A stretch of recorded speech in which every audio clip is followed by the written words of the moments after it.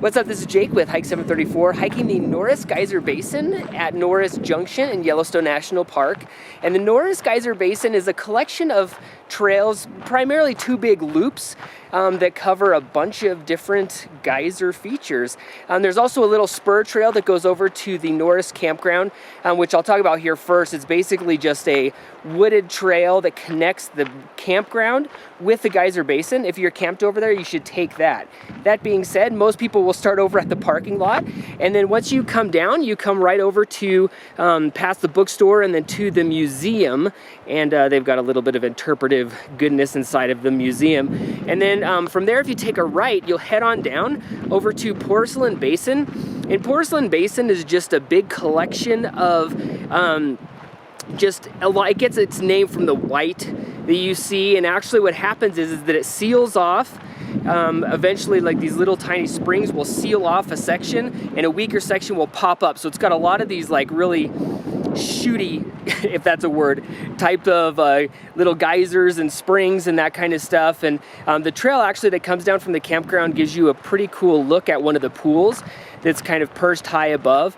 But yeah, it's all of this is kind of boardwalk and then a little bit of trail, and but very navigable, nothing crazy. It does go up and down a little bit, but yeah, there's just a bunch of really cool like pools and just geyser goodness, some springs, and just bubbles everywhere. So also in there is some really cool green algae, and just that's just always one of the really amazing things about these kinds of areas, is just the crazy amounts of colors you get from algae and bacteria and whatnot. So then you come back up towards the top, and then if you head on over to the back basin, the back basin doesn't seem to have the consistent feature. So there's a little bit more space in between them, but it does have some really great ones.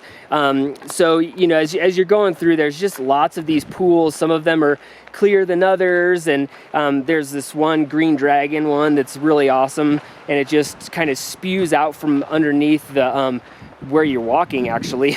And but yeah, it's just got a bunch of really sweet features. I'm kind of, just talking, making noise a little bit here so you can see more of these things. But yeah, just boiling pots, really cool rock formations, and just this nuts stuff you have with just these rifts in the rocks, these fractured rocks, heating water up from below and just percolating, and then all of a sudden something will just start spitting in the air. When I was over by Vixen Geyser, it was just kind of heaving in and out, and then I walked around later on, and then it was just going crazy. And then Porkchop Geyser blew its top, so that's why there's all these big boulders around it.